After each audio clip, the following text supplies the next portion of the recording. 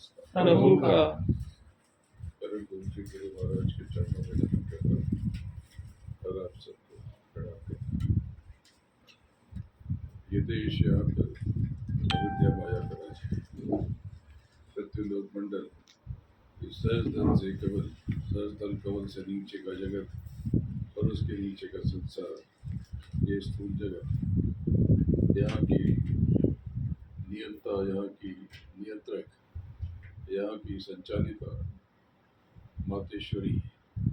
मातेश्वरी को ही जगदम्बा कहते हो, इन्हीं को अम्बा कहते हो, इन्हीं को माता रानी कहते हो। इनके ही पुत्र हुए ईश्वर के संयोग से। ईश्वर सबसे निचले संसार के धनी, सबसे छोटे पुत्र जिनको अलग निरंजन कहते हैं, जिनको निरंजन ब्रह्म कहते हैं, जिनको खुदा कहते हैं और जिनको गॉड कहते हैं, जिनको तीर्थंकर कहते हैं, यही सल्लल्लाहु अलैहि वसल्लम है। जो बड़े अनोखे रूप पे बैठे हुए हैं, उस लोग को सहज दल कवल कहते हैं। बड़ा अनोखा रूप है, हर कमल दल है, इतना अद्भुत प्रकाश जो ऊपर की तरफ गिर रहा और शेष की तरह से शेष ना, उसके नीचे बहुत बड़ी ज्योति, बहुत बड़ी ज्योति, उसमें स्वामी बैठा हुआ है। संसार आपका स्वामी नहीं है वो, आप उस संसार में हो जिसकी मिल्कियत अभी अस्थायी रूप से इनके पास में है, जिसका निजाम इनके पास में। लोग समझते हैं कि विष्णु सर्वोपरि, लोग समझते हैं कि महादेव सर्वोपरि, कोई समझता है ब्रह्मा सर्वोपरि, कोई कहता है, सोचता है कि माता सर्वोपरि। इन सब के ऊपर ये निचले जगत या निष्ठुर जगत, जल पृथ्वी अग्नि वायु आकाश का संसार, इसके ऊपर 17 तत्वों का संसार, और इसके ऊपर शब्द स्पर्श रूप रसगंध मन बुद्धि चित्त और अहंकार का संसार, इन सब के मालिक ईश्वर है, समय पुरुष, काल पुरुष। ये तो स्वयं बैठे हुए अपने पिता की उपासना में, लेकिन इनकी शक्तियां जो इनके लोक में जितनी भी सुनते सब ईश्वर और सब काम कर रही। ये आपको किसी भी प्रकार से ये इनके इन प्रकार ईश्वर मंडल की शक्तियां आपको अपने से परे जाने नहीं देगी, तब तक जब तक आपके ऊपर गुरु की दया न हो, गुरु के न पहुंचा।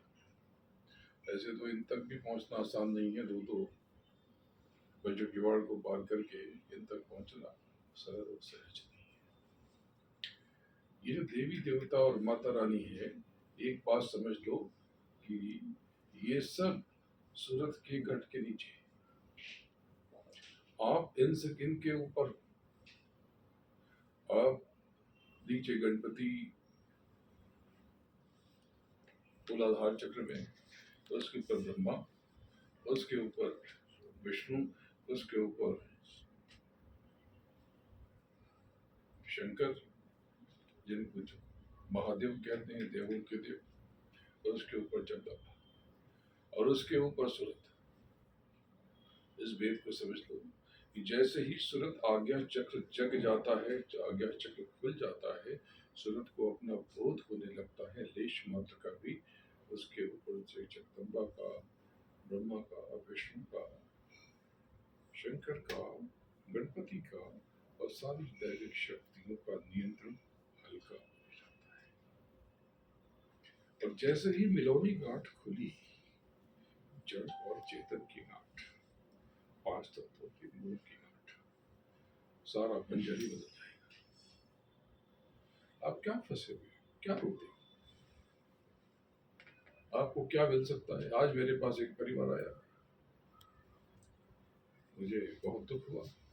वो मुझसे कोई रूहानी दौलत मांग लेते, अंतर की चढ़ाई मांग लेते, या कोई और चीज मांग लेते।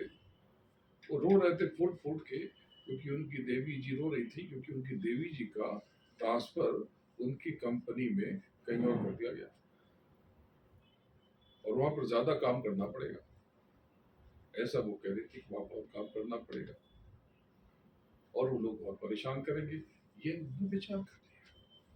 इस जगत में कष्ट जो आपको दिखता है वो कष्ट है नहीं, उसका विचार, उसका स्मरण, उसका ख्याल आपको कष्ट देता है। मुझे बहुत पीड़ा हुई, इसलिए पीड़ा हुई कि देखो जीव कैसे भटका हुआ है।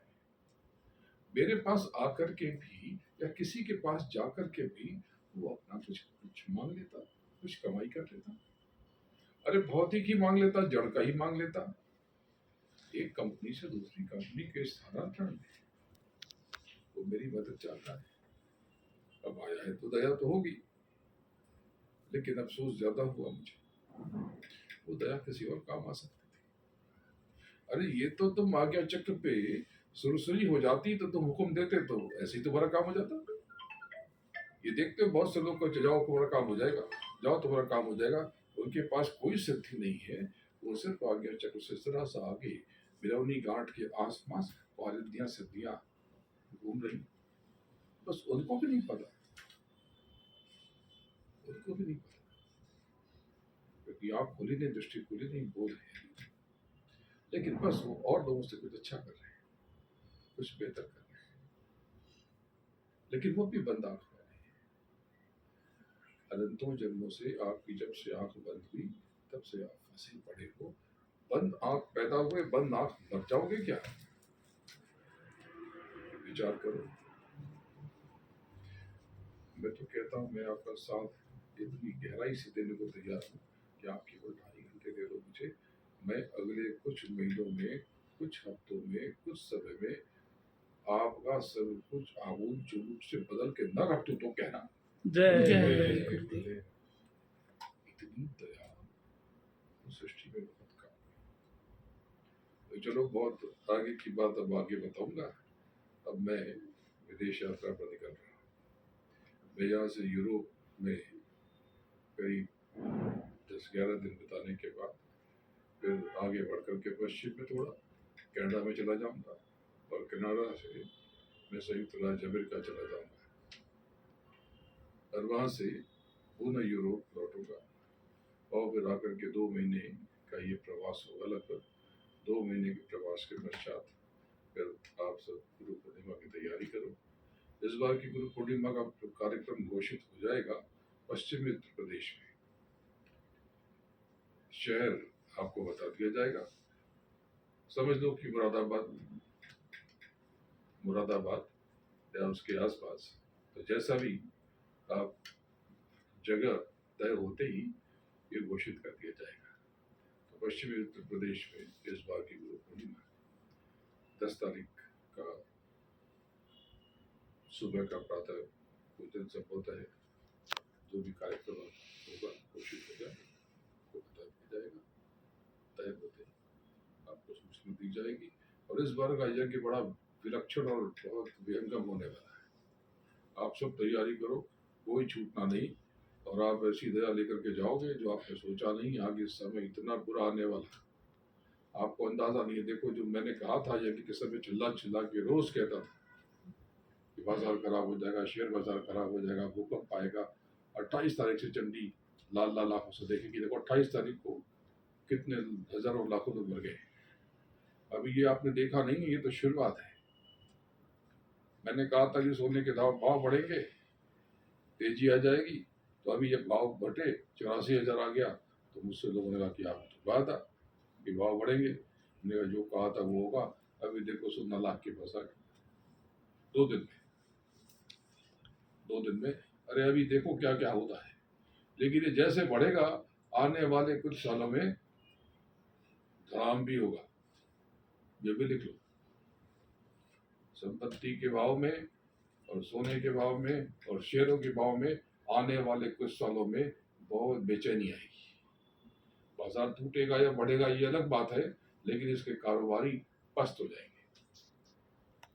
पूरे विश्व से ऐसी कारोबारी गतिविधियां अजीबोगरीब हो जाएंगी कि लोग सर पकड़ लेंगे। बड़े बड़े व्यापारी रोएंगे। चंडी मिसाल लेके जैसे ही निकली देख लेना, पूरे संसार का पैसा गायब होना शुरू हो जाएगा। अभी महंगाई कुछ नहीं है, आपका ना आप सुरक्षित रहोगे ना आपका धन सुरक्षित रहेगा। बैंक में रखोगे, बैंक ही गायब हो जाएगी, क्या करोगे? घर में रखोगे, घर ही सभी दोष हो जाएगा, क्या करोगे? आगे देखो क्या क्या होता है। लेकिन जिन पर यज्ञ कुंड की धुंध लग गई और जो गुरुमुखी हो गए, जिन पर गुरु की दया हो गई और जिन्होंने नाम की कमाई में खुद को झोंक दिया, समय उल्टा है या सीधा, संसार में आग लगे या पत्थर पड़ जाए, पर उनको कुछ भी नहीं होगा। जय गुरुदेव। निकलने का समय हो रहा।